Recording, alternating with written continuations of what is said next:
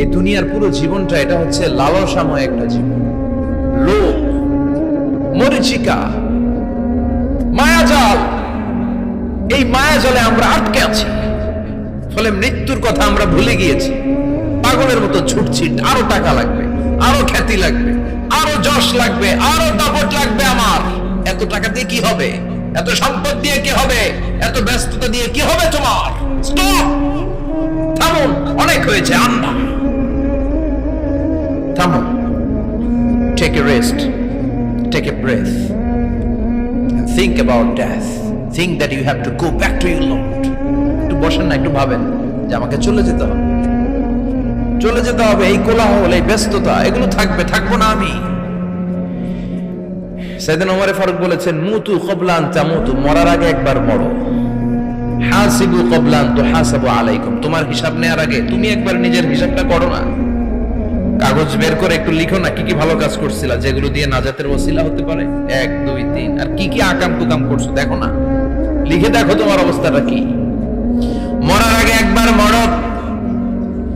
মরার আগে খাটের মধ্যে শুয়ে শটান করে চোখ বন্ধ করে একবার মরার ভান করে দেখেন কেমন লাগে। চোখটা বন্ধ করেন আর ভাবেন আপনি নাই, কি কি হতে পারে ভাবেন।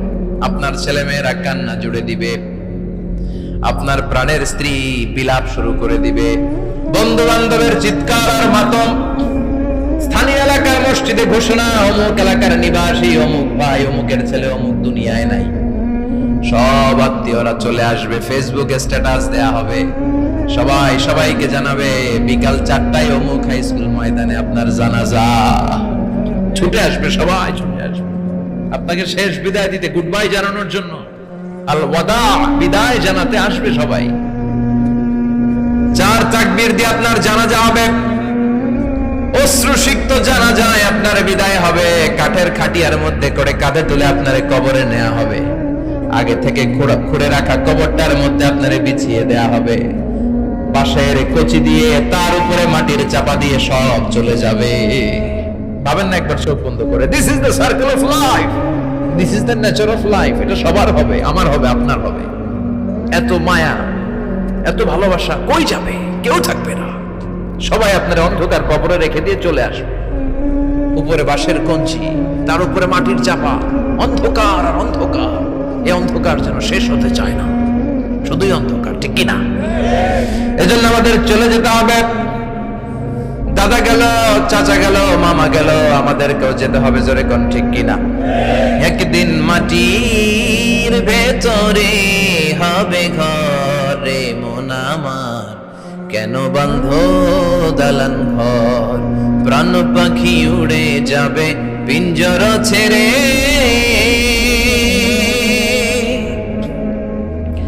ধরা ধামে সবই রবে, তুমি যাবে চলে।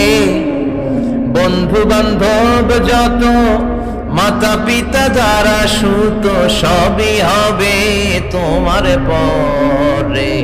মন আমার কেন বন্ধ দালান ঘর, একদিন মাটির ভেতরে হবে ঘরে মন আমার, কেন বন্ধ দালান ঘর, ঠিক কিনা? সব করে থাকবে, চলে যেতে হবে আমাদেরকে। এজন্য আখিরাতের কথা যেন আমাদের স্মরণ হয়। বিশ্বনবী বলতেন, নাহাইতুকুম আন জিয়ারাতিল কুবুর, আমি তোমাদেরকে কবর জিয়ারত করতে আগে নিষেধ করতাম, কিন্তু এখন নিষেধাজ্ঞা প্রত্যাহার করে নিলাম। এখন সব সময় তোমরা কবরের সামনে যাবা আর জিয়ারত করবা। কবরস্থানে জানতো বড়ুয়া কৃষ্ণপুরের এই গ্রামের কবরস্থান আছে কোন দিকে?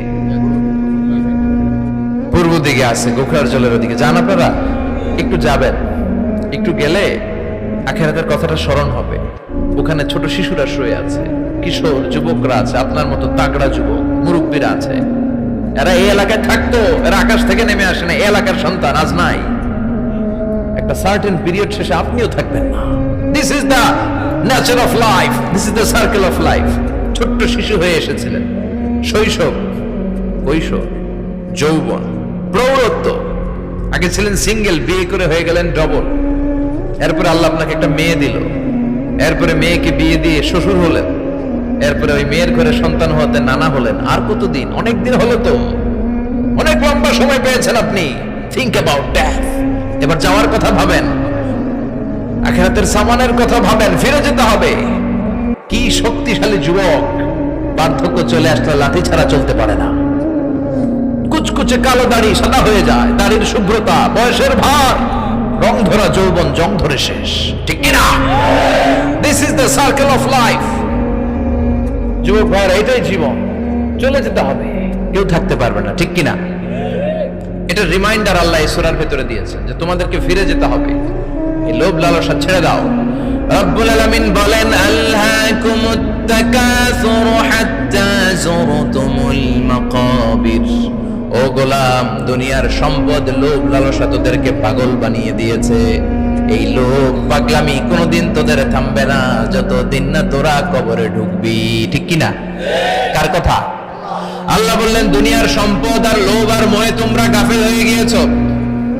আখিরাতের কথা বেমালুম তোমরা ভুলে গিয়েছো, কিন্তু আখিরাতে তোমাদের যেতেই হবে, কবরের বাড়িতে তোমাদের ঢুকতেই হবে, ঠিক কিনা? যেতেই হবে, আমরা ভুলে যাই। আলহাকুমুত তাকাসুর, অতিরিক্ত পাওয়ার লোভ, বেশি বেশি খাওয়ার লোভ, বেশি বেশি জমানোর লোভ মানুষকে গাফেল বানিয়ে দিয়েছে। এটা মানুষের স্বভাব, আরো চাই আরো চাই, এই স্বভাবটা আছে না নাই? দেখবেন ছোট বাচ্চারা মসজিদের দোয়া অনুষ্ঠান শেষে জিলাপি দেয় না?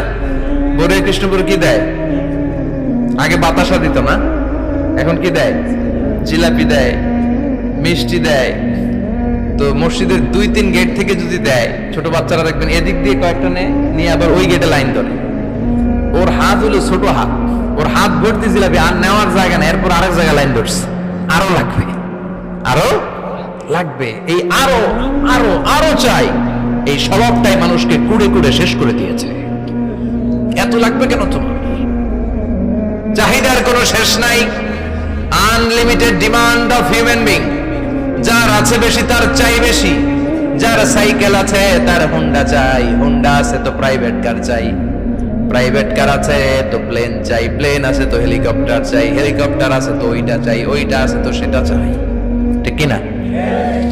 এলাকার মেম্বার যে হয়েছে চেয়ারম্যান হতে চায়, আছে না নাই? চেয়ারম্যান সাহেব এমপি হতে চায়, আছে না নাই? এমপি সাহেব মন্ত্রী হতে চায়, আছে না নাই? মন্ত্রী সাহেব প্রধানমন্ত্রী হতে চায়, আছে না নাই? কিন্তু এই দেশে সুযোগ নাই। কথা কর, এই দেশে প্রধানমন্ত্রী সিলেক্টেড, 2-3 জনের বাইরে কেউ প্রধানমন্ত্রী হতে পারবি না, ঠিক কিনা? আমার এই জীবনে তো আমি 2-3 জনই দেখলাম। বেগম খালেদা জিয়া, মাননীয় প্রধানমন্ত্রী শেখ হাসিনার ছোট্টবেলা দেখেছি এরশাদকে, আমরা তখন ছোট। তো মানুষের চাহিদার কোনো শেষ নাই, যার আছে বেশি তার চাই বেশি। এজন্য বিষ্ণু বলেছেন, উনজুরু ইলা মান হুয়া আসফালা মিন, তোমার চেয়ে যে খারাপ আছে ওর দিকে তাকাও। ওয়ালা তানজুর মান হুয়া আ'লা মিন, তোমার চেয়ে যে ভালো আছে ওর দিকে তাকাও না, তোমার চেয়ে যে খারাপ অবস্থানে আছে ওর দিকে তাকাও। অনেকে নিজের অবস্থান নিয়ে সুখী না, এরকম আছে না নাই? আল্লাহ আমার এটা দিল না রে, ওইটা দিল না রে, পাইলাম না রে, কিচ্ছু হয় না, কি করব জীবনে, হতাশ। আসলে আছে কিন্তু অনেক, কিন্তু শুকরিয়া নাই, টাকা, ঠিক কিনা? নিজের অবস্থান নিয়ে সুখী না, কিন্তু অনেক লোক আছে তারা আপনার অবস্থানে পৌঁছতে চায়। তাদের দিকে তাকিয়ে দেখেন, আপনি যে অবস্থানে আছেন এই অবস্থানে পৌঁছাটা অনেকের কাছে স্বপ্ন। তারা প্রতিনিয়ত সংগ্রাম আর স্ট্রাগল করে যাচ্ছে আপনার অবস্থানে পৌঁছতে, আর আপনি এটা নিয়ে সন্তুষ্ট না। শেখ সাদির নাম শুনেছেন? বালাগাল উলা কাশাফাত দুজা, এই কবিতাটার রচয়িতা, ইরানের বিখ্যাত এক কবি। উনি একবার আর্থিক সমস্যার মধ্যে দিয়ে সময় কাটাচ্ছেন, টাকা নাই, পয়সা নাই, পায়ে দেওয়ার মতো জুতা নাই। উনি খুব দুঃখ পেলেন, হায় রে, আমি ইরানের এত বড় কবি, আমার পায়ে দেওয়ার মতো জুতা নাই। দুঃখ ভরা মন নিয়ে রাস্তায় হাঁটতে বেরোলেন। হাঁটতে হাঁটতে হঠাৎ দেখলেন একটা লোক শুয়ে শুয়ে কাঁদছে, ওই লোকটার 2টা পাই নাই, পাই নাই। উনি সেজদায় পড়ে গেলেন, আল্লাহর কাছে ক্ষমা চাইলেন, আল্লাহ অনেক দিয়েছ, শুকর আলহামদুলিল্লাহ। এজন্য যেই পরিস্থিতিতেই থাকি না কেন আমরা কি পড়বো? যারা বলেন কি পড়বো? এজন্য কানাতু মিনাল ইসলাম, অল্পে তুষ্ট থাকার নাম হলো ইসলাম। সম্পদ লাগবে কিন্তু সম্পদের পাহাড় লাগবে না, ঠিক কিনা? অল্প খান, অল্প পড়েন, অল্প জামান, অল্পের ভেতরে বরকত ঢুকাইয়া দিছে কে? দেখবেন যাদের সম্পদ অল্প তারা সুখী বেশি। জরিপে এটা দেখা গিয়েছে, অনেক সার্ভেতে এটা এসেছে, যারা সম্পদশালী এরা দুঃখী বেশি। এদের দুঃখ বেশি, টেনশন বেশি, খুব স্বাভাবিক। টাকা যার বেশি, রোগ তার বেশি। টাকা যার বেশি, টেনশন তার বেশি। টাকা যার বেশি, ঘরে শান্তি তার কম। আছে না নাই? ঘরের ভেতরে অশান্তি, ছেলে কথা শোনে না, ছেলে টানে গাঞ্জা, মেয়ে করে পরকিয়া। আছে না নাই? স্ত্রী কথা শোনে না, ভালোবাসা নাই, ঘরটা জাহান্নামের টুকরা। রোগ বালাই, এক একটা হসপিটাল বিল পরিশোধ করতে মাসে 5 লাখ 10 লাখ। আছে না নাই? কিছু খেতে পারে না, ডাক্তার একেবারে ডায়েট মেনু বেঁধে দিয়েছে। Diet, very diet menu. এটা এটা এটা এটা কিছুই খাবেন না, শুধু গরু খাবেন না, খাসি খাবেন না, চিংড়ি খাবেন না, খালি ঘাস খাবেন। ইচ্ছে মতো ঘাস খাবেন, মানে ঘাস জাতীয় যত আইটেম আছে সব খাবেন। শাক খাবেন, সবজি খাবেন, সালাদ খাবেন। গরু, চিংড়ি, মুরগি, গোশত, ইলিশ কিছু খেতে পারে না। তাহলে রোগ বেশি, খাওয়ার মজা নাই, ঘরে সাংসারিক শান্তি নাই, খালি ব্যারাম আর ব্যারাম। ঠিক কিনা? কিন্তু সম্পদের পাহাড় ঘটেছে। আর অল্প যারা খায়, অল্প পড়ে, রিক্সাওয়ালা, কুলিওয়ালা, অল্প বেতনের চাকরি, কিন্তু হক হালালি মেনে চলে, দেখবেন শান্তি আছে অনেক। হ্যাঁ, বাসা ভাড়া দেয়, ফ্যামিলি চালায়, বাচ্চাদের স্কুল বিল, এরপরও মাস শেষে 1-2 হাজার টাকা হাতে থেকে যায়। আর ওর প্রতি মাসে 10 কোটি টাকা ইনকাম, তারপরও ব্যাংকের ঋণ আছে না নাই? সুখ কারে বলে? কিভাবে আপনি সুখকে ডিফাইন করবেন? সুখ তো টাকায় কিনা যায় না। শান্তি টাকা দিয়ে হয় না, শান্তি দেওয়ার মালিক কে? শান্তি আছে অল্প খেয়ে শুকর করার মধ্যে, শান্তি আছে আলহামদুলিল্লাহর মধ্যে। চিল্লায় বলেন ঠিক কিনা? এজন্য অল্প খাবো, অল্প পড়বো, অল্প জামাবো, অল্পের ভেতরে বরকত দিয়েছে কে? দেখেন, ধনী ভাইরা খেতে পারে না, কিন্তু রিকশালার কি সমস্যা হয়? রিকশালারা সব খেতে পারে। কুলিওয়ালা, দিনমজুর, এরা একেবারে স্লিম, সুঠাম দেহি, মেদহীন পেট, পেটে কোনো মেদ নাই, ভুড়ি নাই। আর কোটিপতিদের মেদ আছে না নাই? এত বড় বড় পেট। ঠিক কিনা? আমাদেরও পেট আছে, তবে হালাল পেট। এটা হারাম টাকা দিয়ে এই ভুড়ি বানাই নাই আমরা। ছিলে বলেন ঠিক কিনা? রিকশাওয়ালা, কুলিওয়ালা নিজেও নামাজ পড়ে, বউও নামাজ পড়ে, বাচ্চাটাও নামাজ পড়ে, রিকশা চালায় আর জিকির করে লা ইলাহা